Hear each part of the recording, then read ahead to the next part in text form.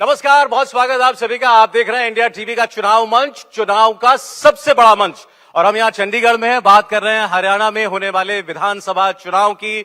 बहुत सारी पार्टियां, बहुत सारे नेता, लेकिन इनाम तो मिलेगा किसी एक को, और वो कौन होगा यही आज हरियाणा की जनता के बीच आकर नब्ज टटोलने की कोशिश कर रहे हैं। स्वागत कराना चाहते हैं, हमारे साथ मंच पर मौजूद हैं आम आदमी पार्टी के सीनियर लीडर, राज्यसभा सांसद राघव चड्ढा जी। राघव जी, बहुत स्वागत आपका हमारे प्रोग्राम में, बहुत स्वागत आपका।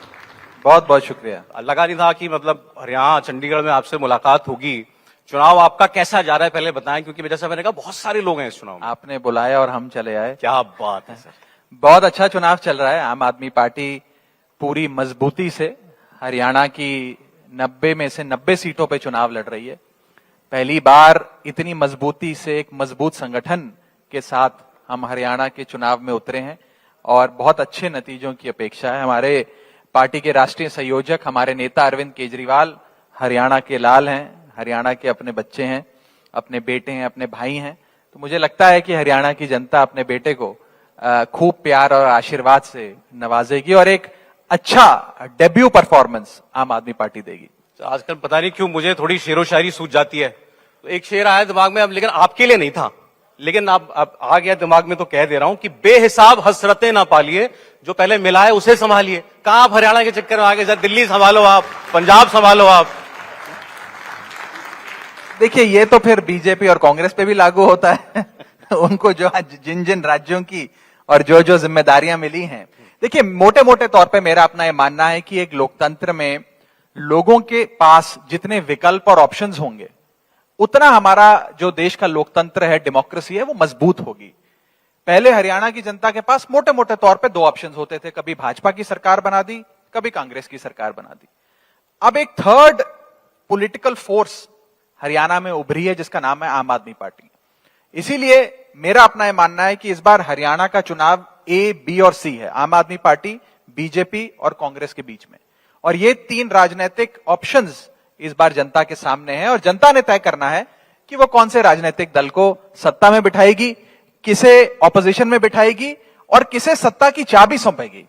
आप चाबी लेके भाग जाएंगे अरे कितना वोट मिला था आपको 2019 चुनाव में? देखिए, 2019 में ना हम सारी सीटों पे लड़े थे, ना हमारे पास संगठन था। और आपको याद होगा 2019 का हरियाणा चुनाव दिल्ली के फरवरी 2020 के चुनाव से महज 2-3 महीने पहले था। हमारा सारा फोकस फरवरी 2020 में होने वाले दिल्ली चुनाव पे था, हरियाणा चुनाव पे नहीं था।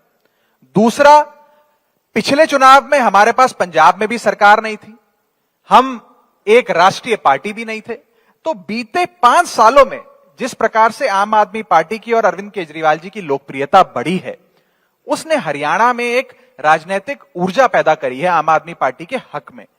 उसी की बदौलत आज हमारा एक संगठन है, मजबूत संगठन है, हम एक राष्ट्रीय ताकत है और उस ताकत के अनुसार हम हरियाणा के चुनाव में उतरे। केजरीवाल जी का घर जैसा आपने बताया हरियाणा में है, आपकी पंजाब में सरकार, दिल्ली में सरकार, बीच में हरियाणा। यहां आपको वक्त क्यों लग रहा है जड़े जमाने में, क्या क्यों लगा अब तक? देखिए, ये तो देखने का नजरिया है। कांग्रेस पार्टी, बीजेपी पार्टी दशकों पुरानी राजनीतिक पार्टियां हैं। हमें तो महज 10 साल हुए हैं अभी जन्मे हुए, हमारी पार्टी के जन्म हुए, आम आदमी पार्टी को बने हुए। 10 साल के भीतर आम आदमी पार्टी की 2 बड़े राज्यों में, महत्वपूर्ण राज्यों में सरकारें हैं, पंजाब और दिल्ली।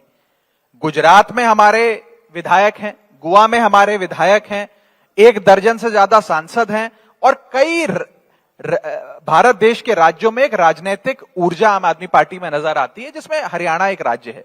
तो मुझे लगता है कि इतनी रफ्तार से आगे बढ़ने वाली शायद ही कोई पार्टी आजाद भारत के इतिहास में हुई होगी। और आम आदमी पार्टी का जो हरियाणा का ग्राफ है, वो तो वास्तव में सराहना के काबिल है, ना कि हम उसे एक इस नजरिए से देखें कि हमें कोई बहुत लंबा समय लग गया हरियाणा में। जब आप लोगों को पता है कि नहीं, मुझे नहीं मालूम, कांग्रेस पार्टी आम आदमी पार्टी इंडिया अलायंस का हिस्सा है, मिलकर चुनाव लड़े थे लोकसभा का। हरियाणा में भी आम आदमी पार्टी 1 सीट पर चुनाव लड़ी थी, लेकिन इस बार गठबंधन नहीं हो रहा उनका। पंजाब में भी वैसे गठबंधन नहीं हुआ था, लेकिन गठबंधन करने की कोशिश हुई थी। और राघव चड्ढा जी अपनी पार्टी की तरफ से उसमें अपनी पार्टी की को रिप्रेजेंट कर रहे थे कि अगर ये अलायंस हो जाए तो बेहतर। और आपने, मुझे लगता है कि उस वक्त कहा भी था, आरजू भी है, हसरत भी है, उम्मीद भी है। उम्मीद कैसे टूट गई सर, नहीं हुआ अलायंस? देखिए, इंसान की जीवन की सारी आरजू और हसरतें पूरी तो नहीं होती हैं। क्या बात। तो ये वाली आरजू हसरत हमारी पूरी नहीं हुई। एक गठबंधन राष्ट्रीय स्तर पे इंडिया नाम से, इंडिया गठबंधन नाम से बनाया गया। राष्ट्रीय स्तर पे वो गठबंधन आज भी कायम है, जिसमें कांग्रेस पार्टी, आम आदमी पार्टी, अन्य राजनीतिक दल साथ में है। वो राष्ट्रीय स्तर का गठबंधन राज्यसभा और लोकसभा में भी मजबूती से एक परिवार की तरह एकजुट होकर चुनाव लड़ता है। क्योंकि हम एक गठबंधन के राष्ट्रीय स्तर पे हिस्सा थे, विचार काफी हद तक समान थे, इसलिए हमने ये प्रयास किया कि हरियाणा में भी एकजुट होकर चुनाव लड़ा जाए। और उसकी एक पृष्ठभूमि है।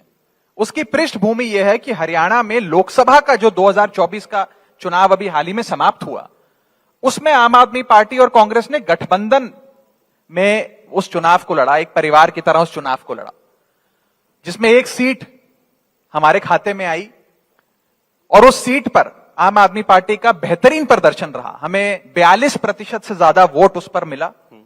हमारे प्रत्याशी मात्र 29,000 वोटों से वो चुनाव हारे। जो 20 लाख मतदाताओं का जो एक बहुत बड़ा लोकसभा क्षेत्र में होता है, उसमें 29,000 वोटों की हार को हार नहीं कहा जाता। तो एक बहुत अच्छा प्रदर्शन रहा। और साथ में उस लोकसभा क्षेत्र में 9 विधानसभाएं आती थी। 9 विधानसभाओं को समेटकर वो एक लोकसभा सीट बनती है। उन 9 विधानसभाओं में से 4 विधानसभाएं आम आदमी पार्टी ने लोकसभा में भी जीती।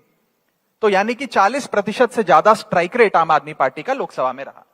उसी की पृष्ठभूमि, उसी के बैकग्राउंड में हमने एक गठबंधन बनाने का प्रयास किया, अथक प्रयास किया। प्रयास दोनों तरफों से था। आरजू और हसरत भी दोनों राजनीतिक दलों की थी, हाईएस्ट पॉलिटिकल लीडरशिप की थी। बट हर बार आप समान विचार होने के बाद भी एक मंच पर साथ आए, ये नहीं होता। और इसमें कोई बहुत बड़ी आश्चर्य की बात नहीं है। कांग्रेस पार्टी भी एक राष्ट्रीय पार्टी है, हम भी एक राष्ट्रीय पार्टी है। वो भी एक राजनीतिक ऊर्जा भरी फोर्स है, हम भी एक राजनीतिक ऊर्जा भरी फोर्स है। तो हम भी चुनाव लड़ रहे हैं, पूरे दमखम से लड़ रहे हैं।